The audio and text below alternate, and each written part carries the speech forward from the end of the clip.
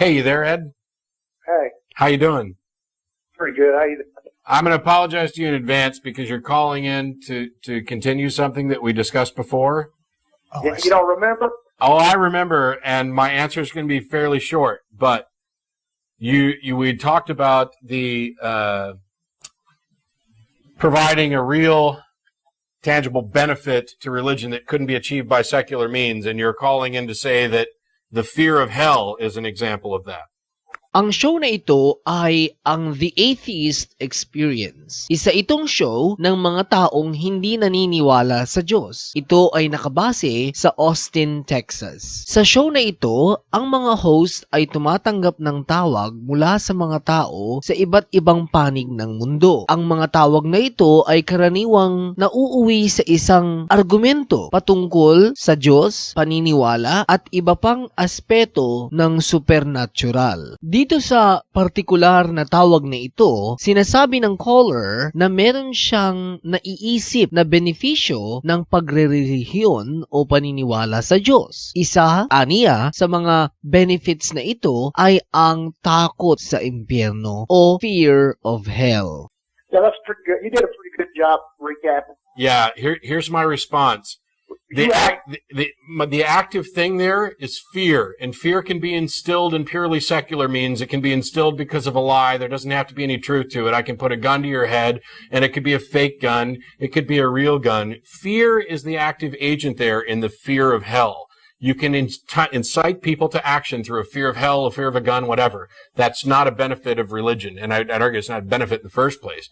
Ito si Matt Dillahunty. Tinatawag siyang Pope of Atheism pero hindi niya tinatanggap ng buo ang titulong ito. Pero isa sa mga tinanggap niyang titulo ay ang Unholy Trinity. Isa siya sa mga unholy persons of the Trinity. Ang ibang persons ay si Seth from the Thinking Atheist at Aaron Ra. Sa call na ito, sinasabi ni Matt na una, hindi benefit ng religion ang fear of hell. Ibig sabihin, hindi niya iniisip na fear is a benefit per se. Pangalawa, hindi lang religion ang nagbibigay ng fear sa mga tao. Maaari tayong matakot sa mga bagay na hindi totoo, gaya ng fake gun. Pag tinutukan kita ng fake gun at naniwala kang totoong baril ito, pwede kang matakot. Ibig sabihin, pinatutunayan ng argumentong ito na hindi kailangang totoo ang relihiyon para matakot ka, lalong-lalo na sa impyerno.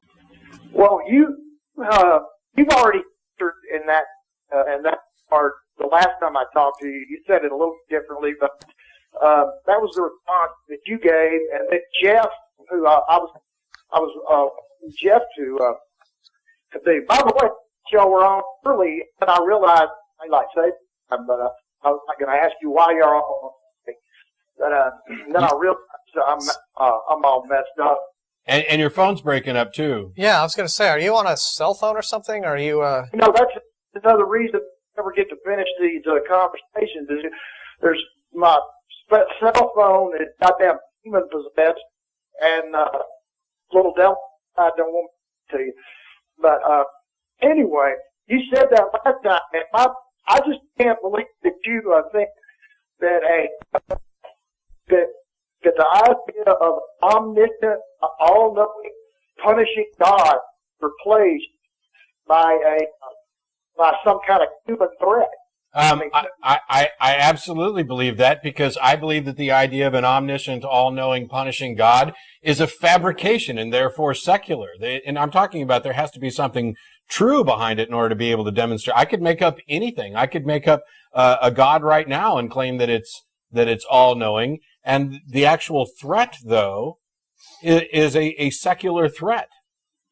Actually, hindi ko maintindihan ang point ni Matt sa pagsasabi na the threat of hell is actually a secular threat dahil hindi pa napatutunayan na may Diyos. Pero, ang naiintindihan ko sa argumento niya so far ay, una sa lahat, it doesn't matter kung ano ang qualities nitong God or gods na mga ito na nagthreaten ng hell. Because, and this is the second point, you first have to prove the existence of this God God or these gods bago mo ako ma-convince that the threat is real. So, sa ibang sabi, sinasabi mo sa akin na posibleng mapunta ako sa hell, pero hindi ako naniniwala. So, ang una mong dapat gawin ay patunayan sa akin na number 1, my God, at number 2, gumawa siya ng hell.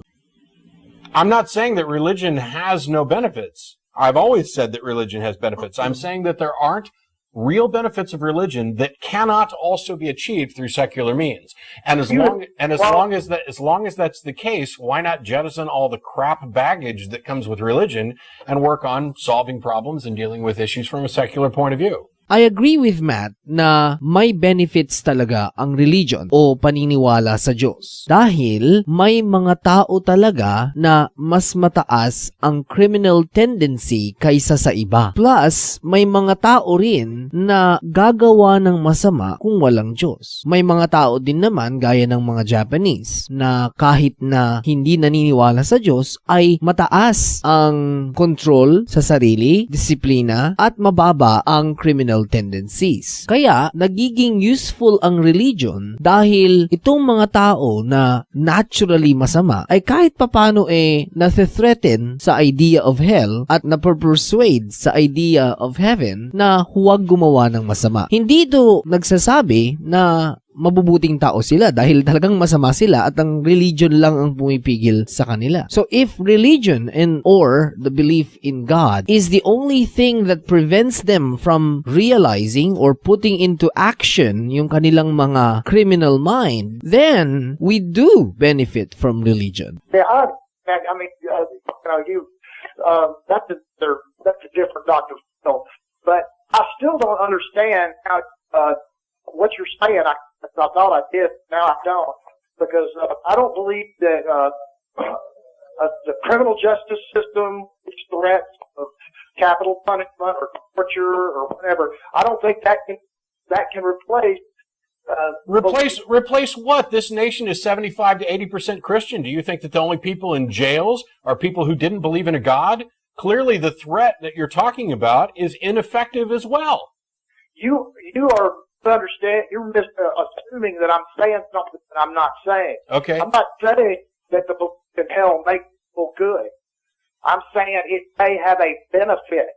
It may have an anthropological survival mechanism. And I'm saying that you haven't demonstrated that there is a benefit, and you also haven't demonstrated that this benefit is exclusive to religion and tied to its truth.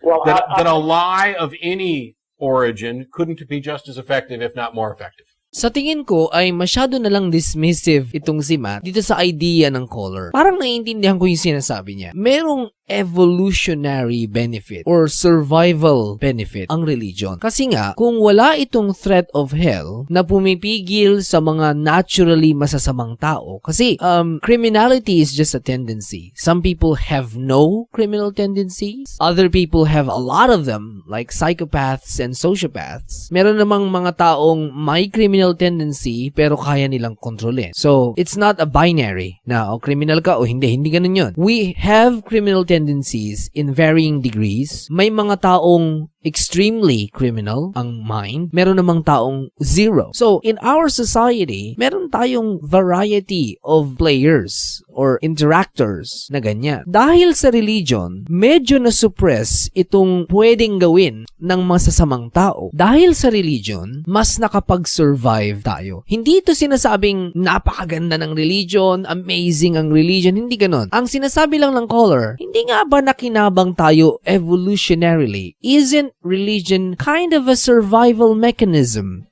sa ating society? Kaya tayo nandito ngayon? Okay, now you're up. I'm sorry. So I'm done with this. You're up with whatever. I have fun with it. All right. So his idea was that he was trying to meet your challenge of, is there a benefit that religion provides that cannot be provided through secular means? And he thinks fear of hell is that. And presumably he thinks that because, if people are told they'll go to hell if they do bad stuff, then maybe they won't do bad stuff. Yeah. but people still do bad stuff. And Yeah. a lot of people who are profoundly religious do bad stuff, and they simply couch it in ways that they convince themselves, oh, God's okay with this because we're either, we're either God's people or whatever sort of excuse they come up with to justify and rationalize.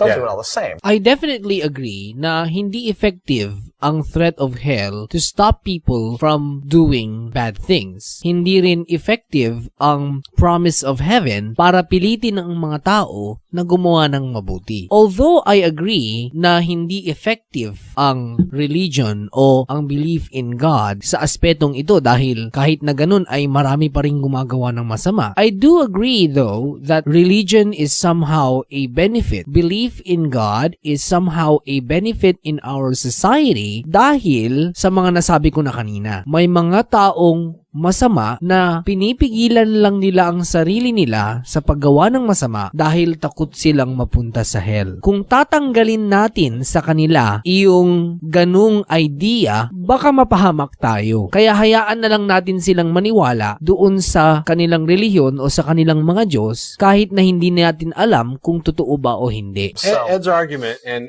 to steal from a little Blackadder with apologies, is he's basically saying that something that is largely ineffective is slightly more effective than something else that might possibly be effective. Yeah, whatever. Look, to clarify the challenge, and this is why I don't think it could ever be met. What I'm saying is that religion has benefits. What I'm looking for is an example of a real, tangible benefit that can only be achieved by the truth of a religion, not the assertion of a religion.